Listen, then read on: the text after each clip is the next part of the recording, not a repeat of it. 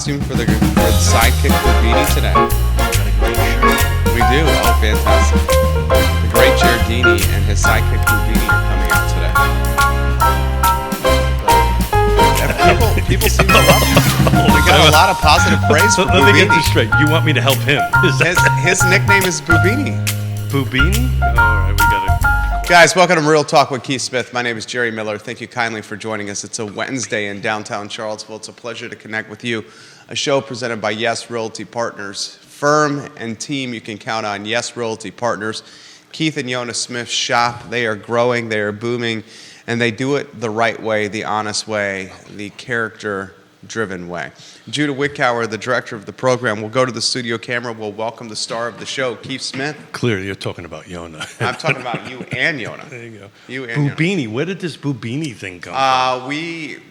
I'm I'm sorry, folks, but I where did the hell did that come On from? the I Love CVille show, it kind of went viral last week. We started looking into the crystal balls that we have on set. And we have costumes that we've brought out as well. Yeah. And the great Giardini needs a sidekick, and his sidekick is Bubini. We rolled it out on, I think, was it last Tuesday? The response was significant, and evidently Bubini and Giardini will replace Jerry and Judah today on the I Love CVille show. Oh, do I get some mention on the crystal ball ownership? You did. Oh, you did right. get I mentioned. think I ought to start watching the noon show. The crystal balls have been collecting dust for months on the sets. What did you here. say about the balls? So we decided to put them into action. There you go. You're Yeah. right. We do have them. We have. You got the wands and everything. We got the wands. Look we at got that, the huh? balls. I got to start paying attention We to brought, the noon show. It went viral. Viral. What exactly does that mean? It means a lot of people watched it. There you go. A lot of people watched it and engaged with us. Stephanie Wells Rhodes, welcome to the broadcast.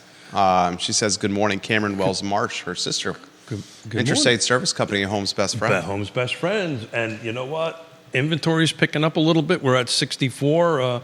And if anybody wants to go ahead and do a little work to the house before they get it on the market, give ISC a phone call. Absolutely. So I wanted to kick off a little bit today, I cheated a little bit, Judah, so we're going to call it slide 1A because I just didn't feel like rescheduling all the other, renumbering all the rest of the slides. But what we're looking at here today is I wanted to take a quick look at what the housing market was doing from a snapshot perspective of Albemarle County, right? Oh, yeah. So single family attached and detached, and also wanted to take a quick look at what it was looking like for... I got my notes here. Hang on a second. For new construction versus existing. So very simple kind of chart here. Existing sales the end of, thank you, Judah. Existing sales the end of 23. The median sales price for single family detached was $600. It is now at first 2 months $622. So that's about a 3.5% jump. New construction, we've been talking about this for a while, had a pretty large jump. The end of 23, the median sales price was $781. It is now up to $827, and that's a 5.5% jump. The same thing is happening pretty much with the single-family attached, except the existing has dropped in value. That went down, actually, from $389 in 23. The end of 23 and the end of the first 2 months of this year, which is January and February, that's at 365, which was a negative 6%. New construction grew a little bit, just a skosh over 1%. A skosh. A skosh. I like that. A smidge over 1.1%. So, you know, we try to keep track on this for folks, and just wanted to kick the show off with that and see if anybody had any thoughts, and maybe we can talk a little bit about the awesomeness we're going to have on Friday. Values continue to increase in Albemarle County. They are increasing. In 2 months, they increased 3.5%. As far as single-family detached homes are concerned, they increased 3.5%, 3.5%. In the first 2 months of the year. First 2 months of the year. And in an escalating rate environment. So that's an interesting comment because most of these ones either weren't under contract in December or went into contract in January, right? So they, December's closed in January, the January's closed in February. As a rule, right? It doesn't mean that some of them didn't stretch out more than 30 days on it, but at the end of the day, those were we were back over 7 and flirting over 7. So I don't think interest rates are making a difference. I did not look at what was the cash versus the lending, and I might be able to do that real quickly while you... Well, we've kind of highlighted the cash buyer, is the cash buyer still prevalent? Are they cycling out? Well, that's what I wanted to take a look at. I didn't have time to do that this morning, right? I wanted to see if the last 2 months in Albemarle County that where was the cash layout. So if you give me a second and chat a little bit, I'm going to do that for you. Vanessa Parkhill, welcome to the broadcast. Thank Happy you kindly belated birthday, Vanessa. for watching the program. The Queen of Earlysville, Mr. DL, hello. Hillary Lewis Murray, hello. Janice Boyce Trevelyan, hello, and welcome to the broadcast. Woody Fincham, watching the show. The Appraiser, thank you kindly for watching the show. Nate Kibler, watching the program. Thank you kindly for watching. Michael Blevins, the restaurateur on the feed, a number of real estate investors, and a number of agents watching the broadcast right now. Logan Wells Kalelo, hello, thank you kindly for watching the show. We're talking Albemarle County, and in the first 2 months, in the car footprint, well, I guess the county specifically, Albemarle, we've seen a 3.5% uptick in value. We were talking Just about 2 months, folks. This is too much.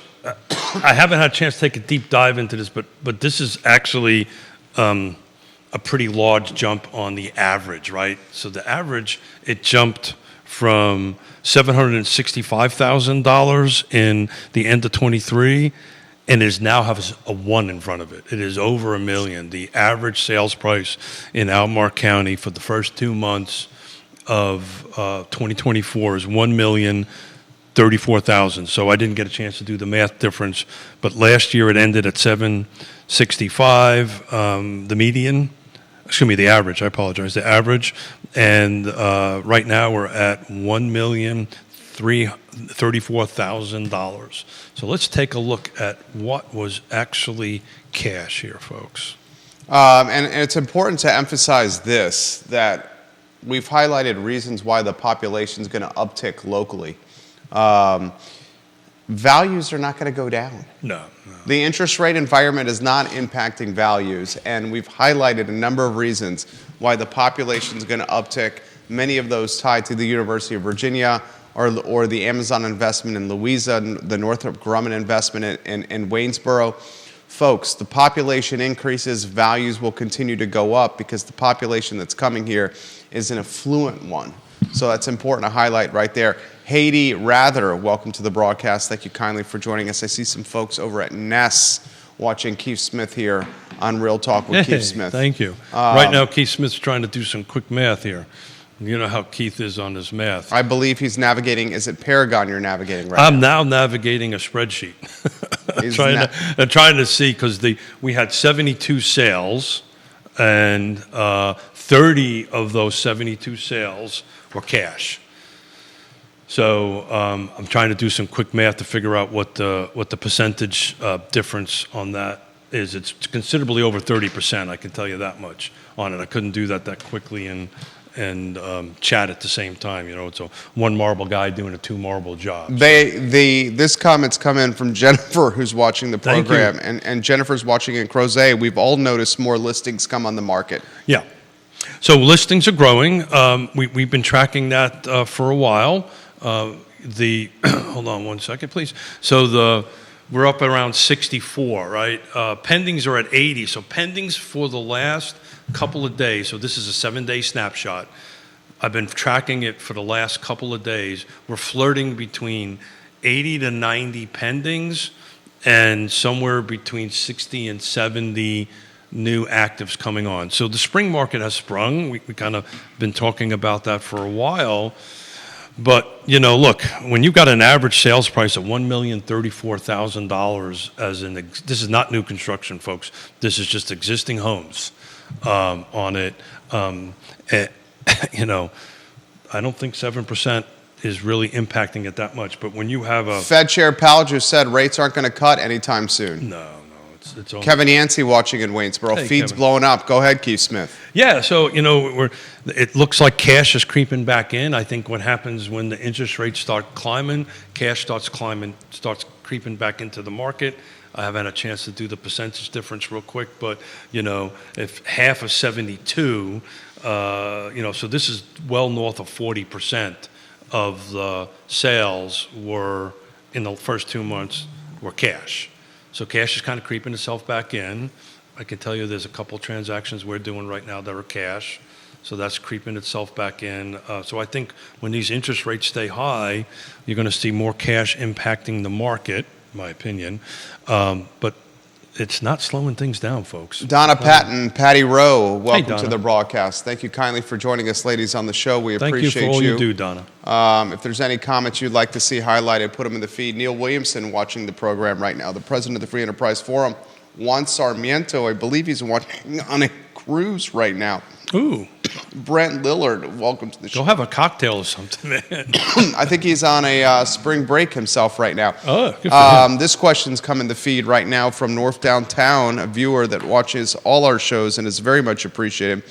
Grayson says this: does he expect price cuts on the horizon?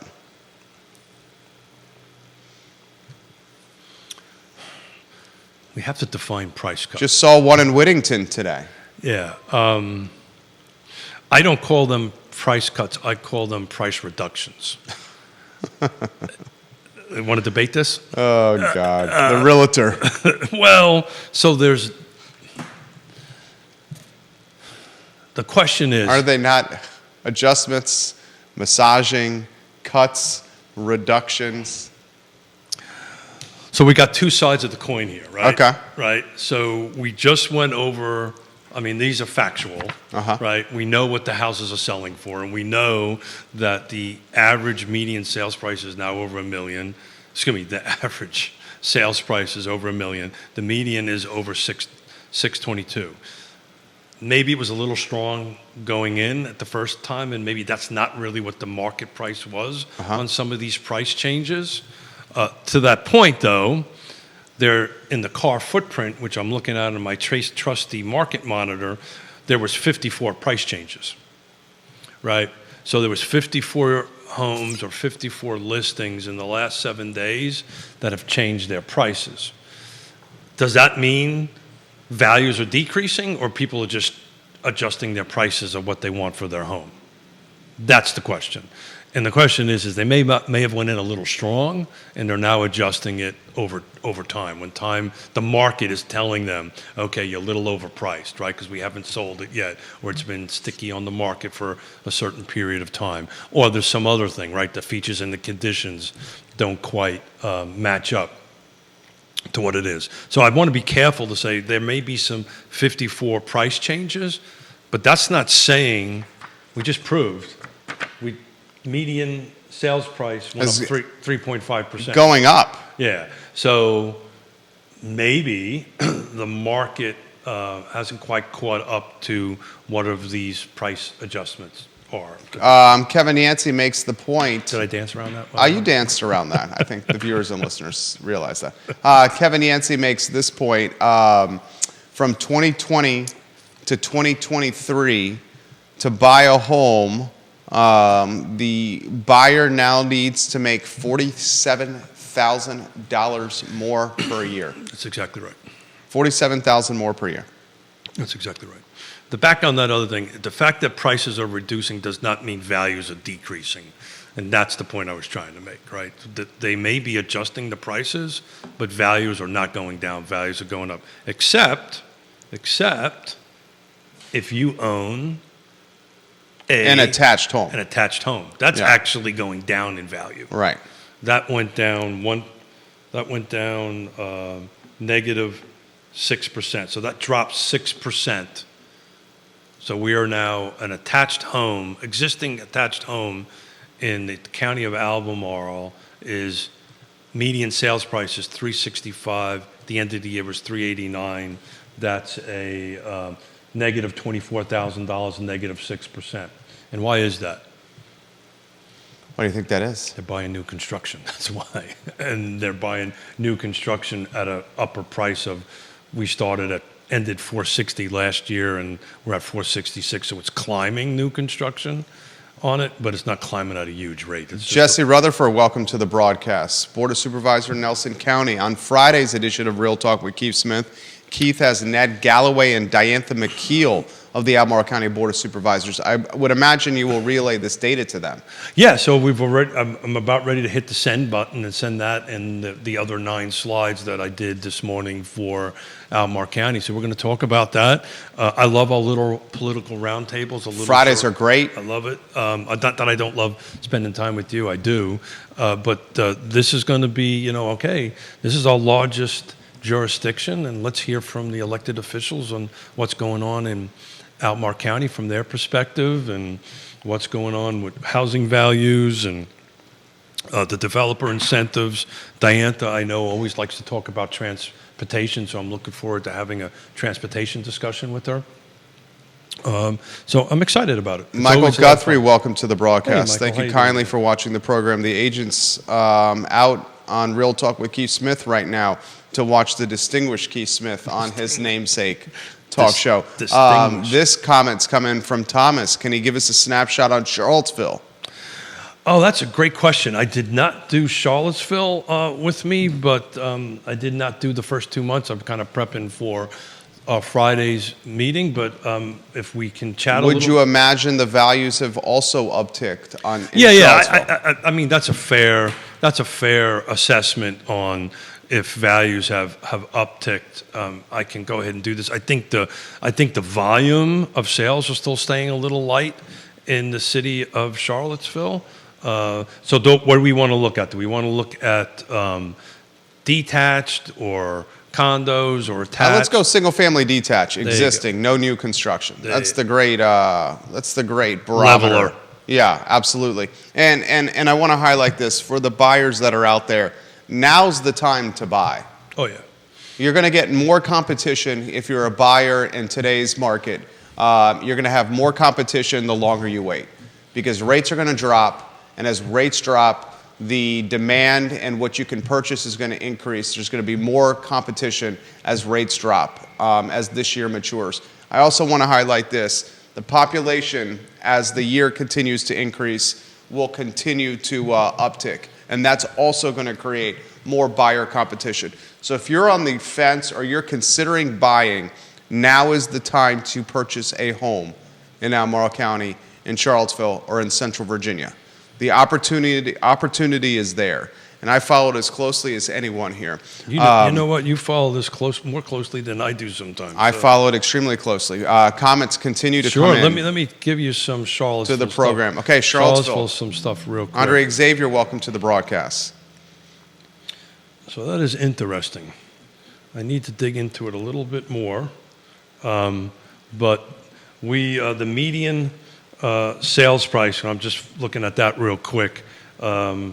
First 2 months of this year, sales price, the median sales price was 510. Apologize, 550. Doing this on the fly, guys. 550. Last year was 510. So we're up 40 grand. So that's the short answer. I was looking at volume. The volume is still kind of low. The number of sales are not that phonetic. Did I do that right? I think he did that right. He's looking over to the wordsmith, Judah Wickhauer. Judah Wickhauer gives him a nod right there. So, look, the bottom line, everything is going up. To your point about, we've always talked about this. The right time to buy is always now, if you can do it, if you can afford it. Right time to sell maybe is now. I want to put this in perspective. A lot of people were saying, we're going to, in October of last year, we're going to wait till rates drop. We're going to wait. Guys, from October to now, look at what he's talking about, increased in values. No. The end of the year. I know, in the last 2 months. I mean, so think about October to now, it's even more. If you were looking to buy...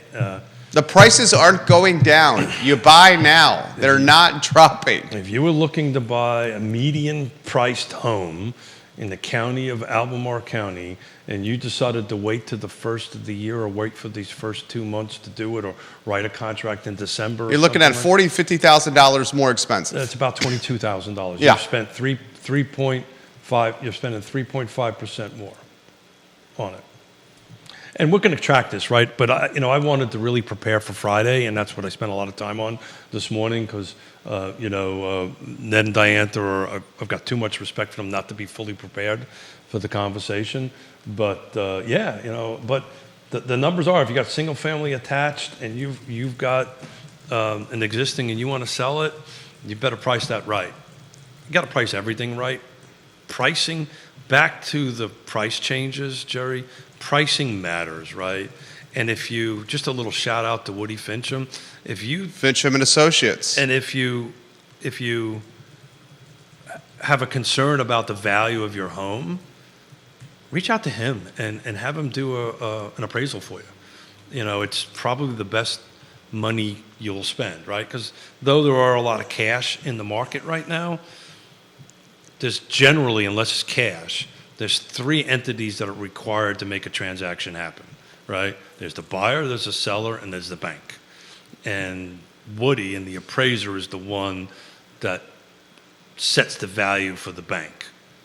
So, get an appraisal. If you think that your house is worth more or less or whatever than maybe your real estate agent is talking to you about, it's a really good investment to spend whatever Woody is charging to go ahead and do this. So I'd reach out to him. Joe McCall, welcome to the broadcast. Thank you kindly for joining us on the show.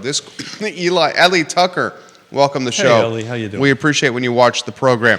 This comment, Ricardo Cruz Duran, welcome to the broadcast. This comment's come in. Jerry and Keith, I watch Real Talk on the regular. You guys have continued to emphasize that there's no real estate bubble on the horizon, and I've passed this along to anyone who will listen when real estate comes up. Still, there's folks in this community, in my neighborhood, and at parties I go to that think a bubble is very real. But why is that? I don't understand why people would think that either. Yeah, I mean, I would... You have population increase, you have rates going to cut, and you have a coveted area where people want to move to. There is no bubble on the horizon, people. Yeah, and get over this bubble comment. It's not going to happen. When people bring that up to me, I immediately ask... Do you hear it too? Oh, yeah, sure, still do. It's just folks that do not understand basic economics. There's 2 things you hear a lot of right now: bubble and foreclosures. And just to put the foreclosure number in I don't have it in front of me, but it's a minuscule number. In general, not impacting the market. And if it does impact the market, it impacts the market in a positive way. Because it's more inventory. Yeah. Right. We're not in a 2008, 9, and 10. But maybe to help answer the question of why this isn't a bubble. Back in 2008, 9, and 10, now the bubble obviously implies that it happened before it popped in the time of great unpleasantness. But like 2008, 9, and 10, and somebody can Google this and fact check me on it, but it was roughly around 2 million foreclosures a year. That's a huge number. Right now, it's like somewhere around 300,000. I don't have the exact number in front of me, but it's proportionately way off. And if God forbid, we would never wish this on anybody. Somebody who's went through this in the time of great unpleasantness, I know how this feels. It's not very pleasant. If you, I know that, I'm working on it. If you feel like you need some help, reach out. Reach out to me, reach out to Yonna, reach out to Bill Tucker, whoever, a trusted advisor. There are options for you, but because there's no going back once it starts. There's no going back. Once that foreclosure process starts, there's no going back. So reach out. You have options right now. You did not have them in 2008, 9, and 10. Good morning, Johnny Ornalis. Hey, Johnny. How you doing, He's bro? watching the program. He says good morning. I respond good morning to him. I want to highlight the bubble conversation yet again. It's not going to happen. I would love somebody who really feels that to come join us.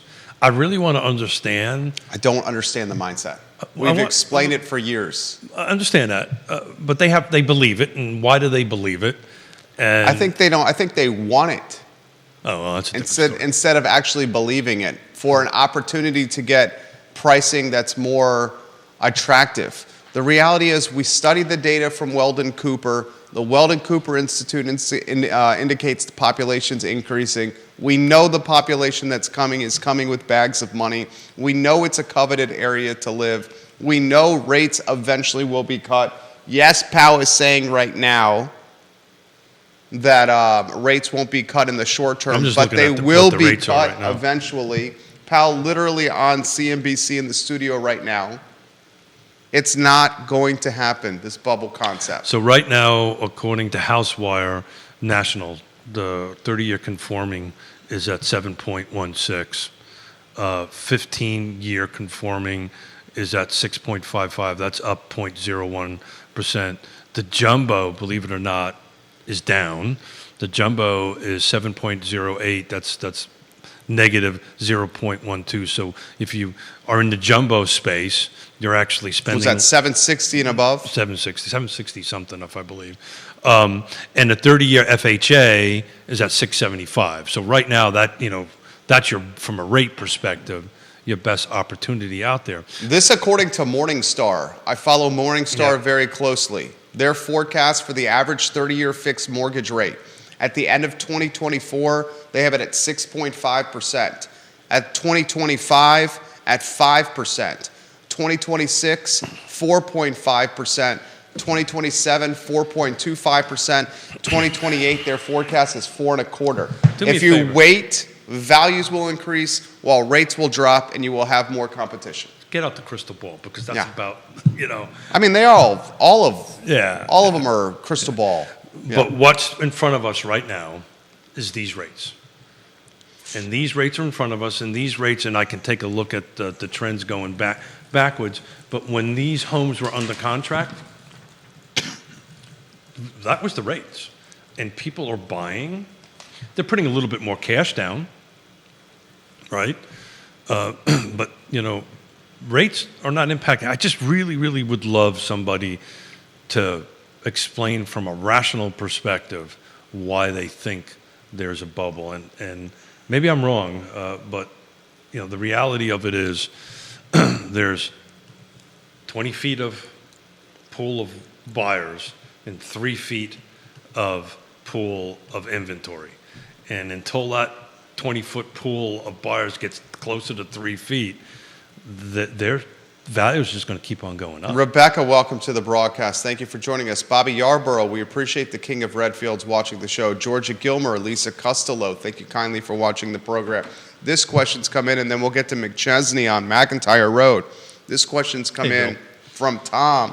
He says, for Keith, has he seen any movement with upzoning influencing Charlottesville listings, prices, or anything of any capacity? One shot, Keith, if you could there, J-Dubs. He's about to drop some knowledge, no pressure. Yeah. So who would you get the pizza from? I got the pizza from Vita Nova. It's going to be lunch today. Judah's got some lunch courtesy of the Miller family today. So it is starting to creep its way into the market. Ooh. So what we're talking about, well, let's talk about what the market means. So it is starting to creep its way into the market. There are listings, and we've highlighted a couple of them that are been put on the market anticipating upzoning or anticipating. We recently highlighted the $1 million listing in Lewis Mountain. But the agent reached out to me via DM looking to come on the show. Yep. And I've had conversations with the young man separately. Luke Cole. Yeah, he's a fine young man. He's pretty outstanding individual. I'm very happy to have a conversation with him and know him. But here's what's really going on. What's really going on is a lot of conversation. And you have a lot of people. I was in meetings all day yesterday, everything from nonprofit organizations to for-profit organizations, and everybody's trying to figure out how to implement this and how it's going to work and how we're going to get from the fact, I actually took it out of my book bag, I got the 400 pages of zoning and actually get to implement it on the ground. It's going to be a long time, and it's going to take a lot of people with some vision and dollars willing to go ahead and give it a shot on it. And because the jurisdictions or the staff, nobody really knows how this is going to get implemented. They understand it, right? There's rules and regulations and how to go and do this. But until the first couple of projects are actually gone through the system, you never buy the first car, right, that comes out. Through that, it's going to take a while to go ahead and flush through exactly how to do this. It's a prime example. I was looking at a piece of property for a client. By the book, you could put 6 units on it. It actually was a land trust I was looking at it for. But in reality, you only could fit 3 on there. So the price point of what they want, the demo work, the engineering, because it's over 2 now, I've got to do a full set of site plans and everything on it. So that cost is in it. The time is in it. The math just didn't work. We just couldn't raise enough subsidy to go ahead and do that because the delta was so wide between what it's going to cost us, go through the process, develop it, hold it for a period of time while we go through this process, build it and sell it. It's just a huge delta between the two. Bill McChesney on McIntyre Road, upzoning specifically. He says upzoning anticipation has already affected market speculation. Yeah. I don't know if it's actually translated into sales yet. I don't think it's translated to sales. I think it's translated into listings. Yeah, because certain people now think, okay, let's test the waters and see what the market tells us, right? And or the impact it has on quality of life for neighborhood, potentially. It's twofold, right? 100% right. But what's happening right now is either one of those scenarios or other scenarios that we haven't even talked about yet. I don't think it's translated into additional beds or doors. But they're so far out. Jerry, we'll be talking about this next year. And still no impact. Well, there'll be an impact, but it won't be a large impact because this just takes a while to vet through. Right? There's also a little thing called a lawsuit that's going on, right? City's looking to have that dismissed. Yep, but you never know how those things go on it. But at the end of the day, and I'm thankful we learned on Neil on Friday, was it Friday? Yeah, Friday. Yep. President of the Free Enterprise Forum watching the program right now. That the city council decided to change its implementation date. If you had a plan in prior to the implementation date, the old rules are applied to you, which I think was a smart move, in my opinion.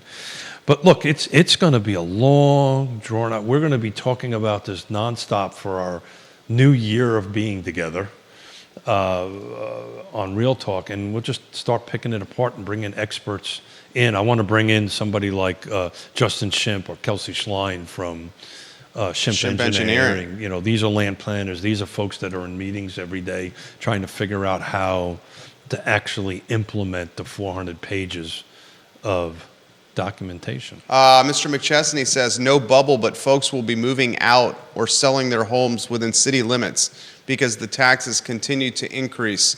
I'm going to highlight this. Sam Sanders presented his budget to City Council yesterday. And ladies and gentlemen, they're asking for an increase in the real estate tax rate. And the real estate tax rate, the increase from the city manager is from 96 cents for $100 owed to 98 cents per $100 owed. He's also looking at an increase in the sales tax, an increase in the lodging tax, tax increases across the board. I was taken aback by a real estate tax rate increase when over the last 3 or 4 years, we've seen assessed values spike through the roof. This is literally expediting gentrification in the city of Charlottesville. Well, it makes it difficult for somebody to pay their tax bill. So while you were chatting, I just took a quick look at the number of units, total number of units of homes that sold, that this is attached, detached, and condos in the city of Charlottesville for the first 2 months of this year versus last year. And it's right on par. It's literally the same number. 37 units homes were sold the first 2 months of 23 versus the first 2 months of 24. Now, keep in mind, 23, the total volume of sales in 23, the last time we seen it that low was back in 2011. So we're not, upticking. We're kind of on track to the volume of sales that we had in Charlottesville, at least a 2-month snapshot, than we were this time last year. So the Bill's comment, I don't see the volume of sales in this. I think in the city of Charlottesville upticking much. You're going to see it in some of the other jurisdictions. Sam Sanders, the city manager, says this yesterday, quote, "At this time, the lodging tax rate would increase from 8% to 9%. The sales tax rate would go from 6.5% to 7.5%, and the real estate tax rate would go from 96 cents on the dollar to 98 cents on the dollar." That's for fiscal year 2025 budget. Yeah, and assuming that gets adopted, right? Because there's a whole bunch of horse trading that has to go through on that. We know what, so the three-sided triangle, right? We know what the appraised values are, right? Because that's already been set, right? Now they're looking at setting the cents, right? The 98 cents or The whatever. tax rate. The tax rate. And now the big thing is, as Ned will say on Friday, I'm sure. There's not going to be a cut in spending, he said. Well, always watch the budget, right? If you watch the, quote Ned, if you watch the budget, then you'll know how your elected officials going to vote. City schools are asking for an additional $9 million in funding. Yeah. Sam Sanders told the superintendent and council he recommends $7 million in incremental funding allocation to city schools. Yeah, so this is, for those of us that are geeks in this stuff, which I put myself in that box, this is kind of the exciting time of the year from the local politics perspective, because you really start figuring out how they're going to govern through the rest of the year, right? So this process, depending on the jurisdiction, starts as early as November, right? This whole budget, quote unquote, budget process. And the other little caveat that we don't know yet here is, exactly how much, and that may have happened already, I may be a little behind the times on that, how much money's coming from the state, right? From the state budgets on that. So this is usually a dance that they go ahead and play. But multiple folks putting in the feed, do they know we're having a hard time paying our real estate tax bills right now? Yeah, I can't speak for Albemarle. I can speak for Fluvanna County because I live there. And I've said this on the show many a time.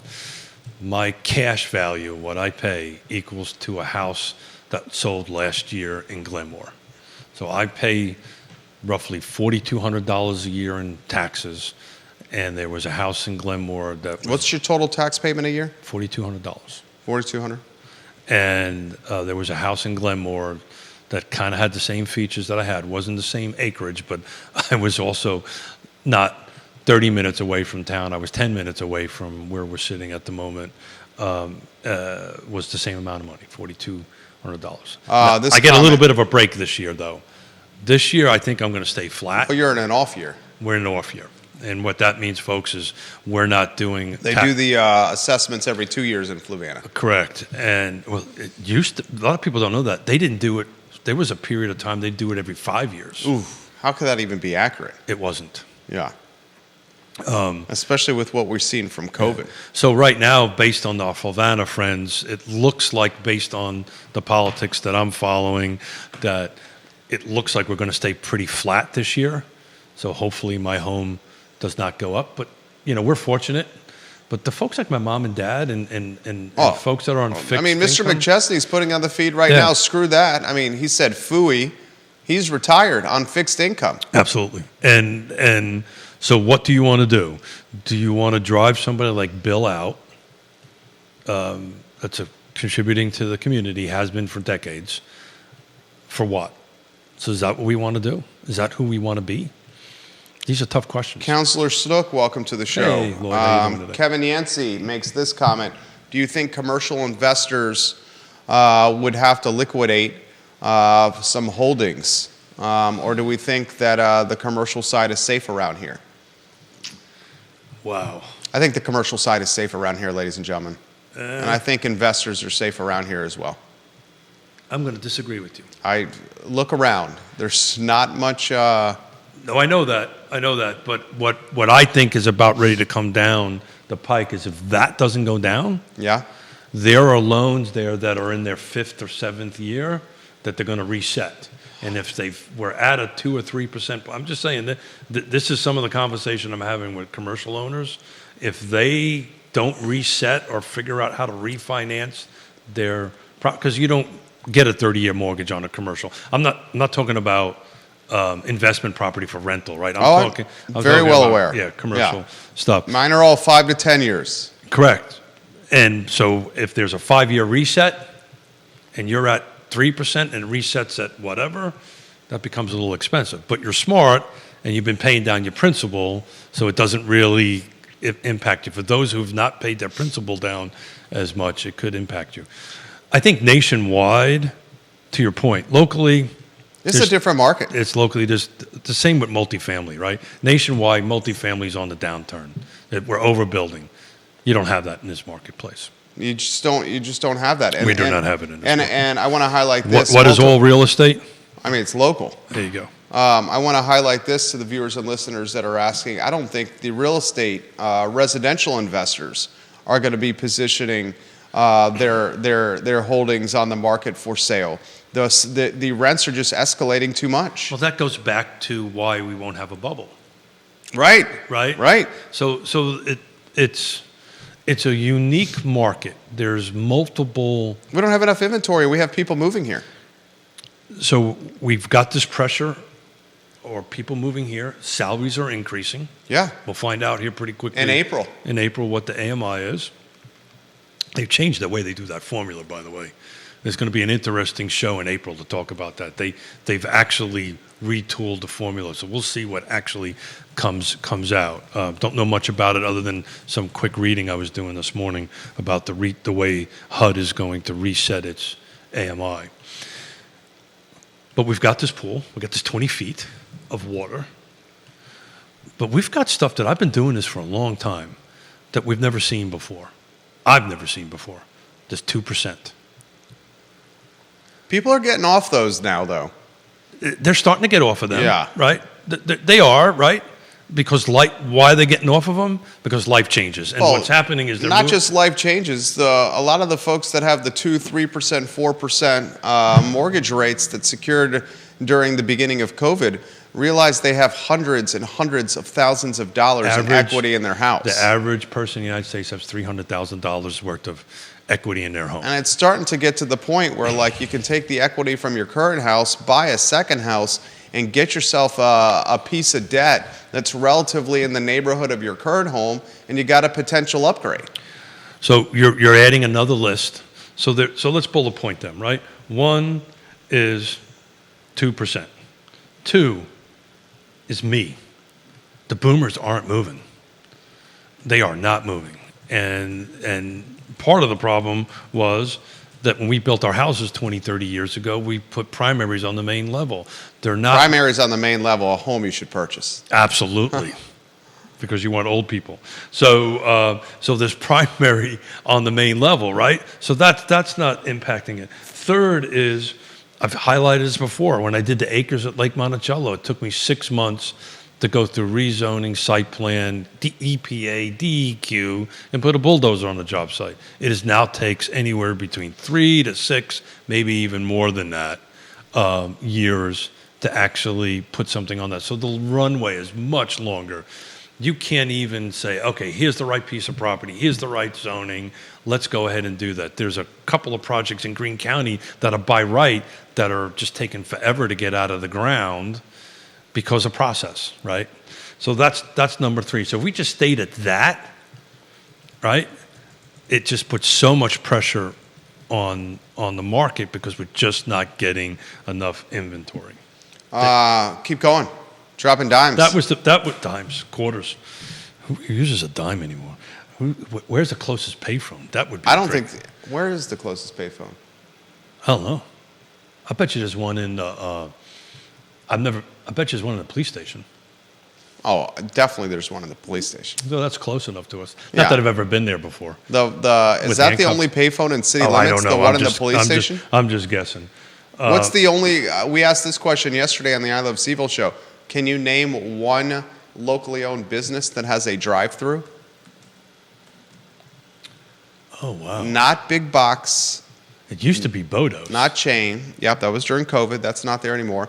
Name a Well, before locally owned. but even before that, I think the Emmett Street had a drive-through. I mean, way 10, 15 years ago. I don't know about that. I remember. Oh, went- it did. You're talking the 29. Yes, it did. At on one Emmett. time, they closed that. Yeah, that was. I mean, that was like in the initial startup. They use that as employee and parking. Current locally owned business that has a drive-through. Judah, we came up with a one yesterday, didn't we? Current. Wow. So it's not like a Chick-fil-A or anything like that. This needs Yeah, to be a. locally owned business. Wow. I don't know. Any viewers and listeners, do you know? Judah, 3-shot you or weave you in? I can tell you in Greene County because I was there the other day. The coffee place. It's closed. Oh, really? Neil Williamson made that suggestion. Was it Murph's? Murphy's or something. Murphy's. Like, It's closed. Oh, it was about 6 months ago. I did it. Murphy's is closed. He highlighted that yesterday. That is no longer an option because it is closed. 3-shot Judah. What was the one we came up with yesterday? The one that somebody came up with yesterday was what is it? It's not Brew Through. It's Brews on High. Oh, no, it's Future Coffee on High Street. It used to be Brews on High, the one by the old Martha Jefferson and CFA. And that brings up Future something. Coffee.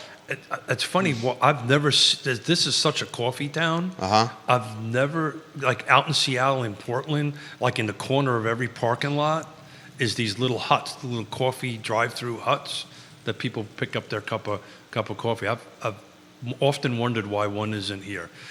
By the way, does anybody remember Photo Hut? Photo Hut? Yeah, that was maybe a New York thing. There was like back in the day before digital cameras, you would go into this little booth on the side of a parking lot, drop in your 35 mil of film or whatever, and you'd come back a week later and get your pictures. Photo Hut. I like that. That's- Judah nods his head in agreement there. That was Comments the are coming in quickly. 1800s or something like that. Yeah. Uh, there was usually somebody in one of those, right? Yeah, there was somebody in it. That's Yeah. right. You would go in there and you would go ahead and do that. The only place I know that has a little coffee hut kind of thing is at the town of Orange. You drive through Orange, when Yonna and I go up north, we sip in there, grab a cup of coffee. There's like a little trailer kind of thing, and you get yourself a cappuccino. Catherine watching the program, she says, Jerry and Keith, I love the show. Keep up the good work. Thank you. She says, thank you for the information when it comes to real estate. This question for Keith, does he expect e-inventory to uptick, or are we at the levels right now that we're going to get? Olivia Branch, welcome to the broadcast. Lori Fincham, welcome to the broadcast. Randy O'Neill, welcome to the show. So the inventory uptick that we're seeing right now, we kind of need to put it in perspective, right? Because we've seen a little bit of uptick. We have. I think we're kind of more in the traditional. Micah's Coffee, someone put it on the feed. Keep going, Keith. So we're seeing a little bit more of an uptick, but that uptick kind of started on January 1 on it. But I think when we hit June and July, we're going to really find out where the market is. And are we going to hit a summer low? The reality of it is there's way more buyers than inventory. So any uptick is a good thing.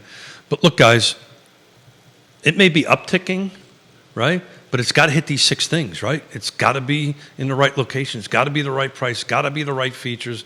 Got to be the right condition. Condition matters now more than anything because particularly at 7%, people are not spending money to go ahead and renovate their houses or update their homes. So if you want to put your house on the market, it's the best thing to do right now is update it. Call ISC. They'll get you updated. If you need a new roof, get a new roof, HVAC, etc.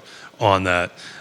Timing is everything, and I think that's what we're talking about right now, which is number 5. And then, who's on the other side does matter. The pros involved in the transaction does matter and makes transaction smooth. Bill says there used to be a photo mat on Ivy Road. Rob Neal dropping What this year comment. was that, Bill? I don't remember. Is that had to been before 87 or was it after? I mean, I've been 87? here since 2000, and I don't remember that. I don't remember. I've been one here in almost 87. 24 years. 24 years in August. Rob Neal says this. This is a great comment from Rob Neal. Average people in this area are approaching or surpassed learning about cap gains tax on the sale of primary residence for the first time due to value escalations locally. To move and stay local, the new purchase has increased in value like your sold asset, reducing spendable cash by 20% beyond the cap plus closing costs plus double interest rate. This will keep many people in their current homes, which that was not the case previously here. So that's bullet point number 4.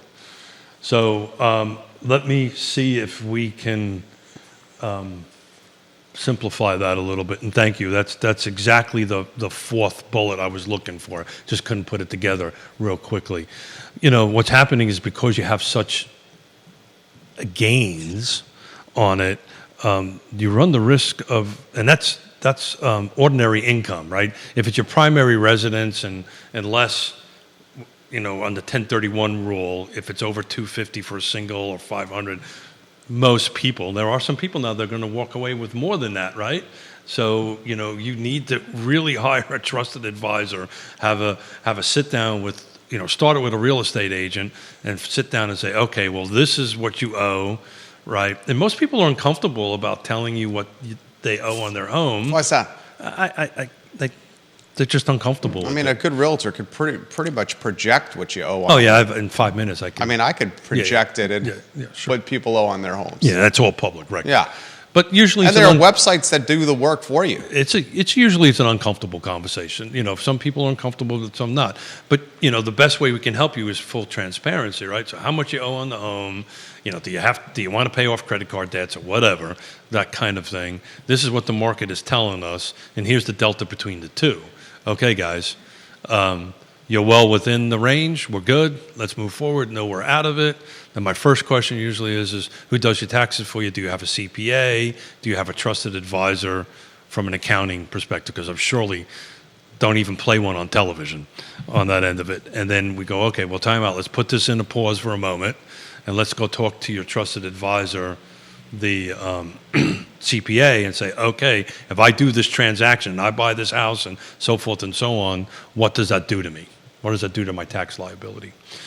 But that's bullet point number 4, right? And some people, particularly in these upper price ranges, right, that, you know, when they got like $1 million worth of equity sitting there, that needs to be artfully Managed, right? Yeah. To go through that. Good point. Thank you, sir. Rob, in the tax game, strong comment right there. Thank you, Rob. The old Richmond Cameras building next to 7-Eleven. The old Richmond Cameras. Oh yeah. So it's now a hoagie or sandwich shop, I think, isn't it? Where is that? So as you come You're up, talking on High Street? yeah, and then you pass the foot-long hot dog place, Jack and Jill's? and then you make right on that corner. You would either go straight or you would make a left to go back towards Beer Run. Not that it's about alcohol, but you would go back to Beer Run that way. It's right on the corner. It used to be I think it's Tubby's now. Yeah, Tubby's, Jack and Jill's over there. It used to be Richmond Camera. I do remember Richmond And Camera. they had that building's been empty for a while, and it's been remodeled. It's a great location. It's a great That's a location. parking spot. Bill McChesney says there was a place called Lupo's on Emmett Street that had a drive-through. Yeah, He but- said Ultimate Bliss on Angus Road has a drive-through, but they're not current. They're not currently active drive-throughs. The only drive-through that I can think of in Charlottesville or Albemarle County is the Future Coffee on High Street. The old Brews on High. That's right. I mean, think about it. That was the old Wells Fargo building. Locally owned drive-throughs in Charlottesville or Albemarle County. Across from the old Martha Jeff. The CFA right now The CFA is right now, what's in yeah. that one right there. Keith Smith, you have more comments coming in for you here. Thank you, sir. This is a very good one here from Spencer. He says, if the rates aren't cut, does he see any change in what happens in the next 6 months? Or are we all waiting till the end of the election? I mean, can we now say that it's a Biden-Trump race for president? Apparently. Yeah. based on the news thing that went at 10 o'clock. Nikki Haley's out. So election years are always goofy years in the real estate. I just think at the end of the day, there's enough buyers out there that are ready, willing, and able to buy, have the capability to buy, either have the cash and or have the thing. I won't steal his thunder, but one of our partners just put something on the market in one day in the Pantops area, right? You know, it turned around pretty quickly. Again, if you're in the right price, excuse me, right location, price, features, and condition, you will sell it. And it'll sell, you know, maybe not in minutes, maybe not in days, but it'll sell in a normal track of time. Logan Wells Clalo says the Ivy Road photo hut, I believe, was called Snappies. Logan, look at you. That is, I want to give Logan a shout out. Logan's the Logan best. is one of my favorite people in the world.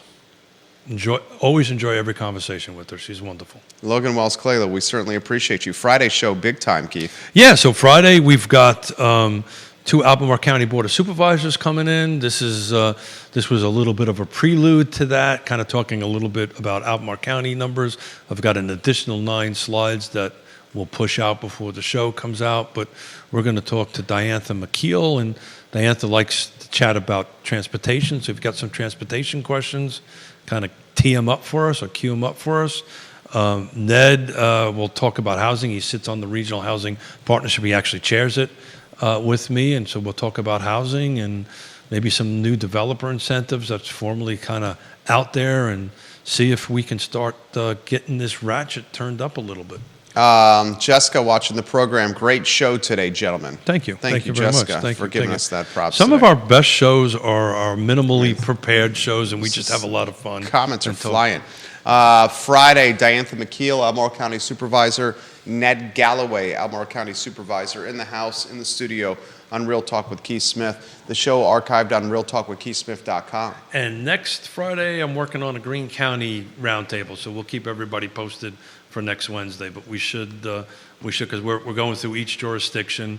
I've got to get Jesse in here and Jesse Rutherford and watching the show. Board of Supervisor in here to talk what's going on with that. And I'm trying to get a couple of Louisa County folks to come in, but they've had a kind of a new seats shift around, so it takes a little bit of work. Yes, Realty Partners, a name you can trust. Yes, Realty Partners, Keith and Yonna Smith's firm. They will move mountains for you. Judah Wickower, the director of the I Love CVille show, up in approximately 1 hour and 14 minutes. Thank you for joining us on Real Talk with Keith crystal Smith. balls. A show that was on fire today. So long, everybody.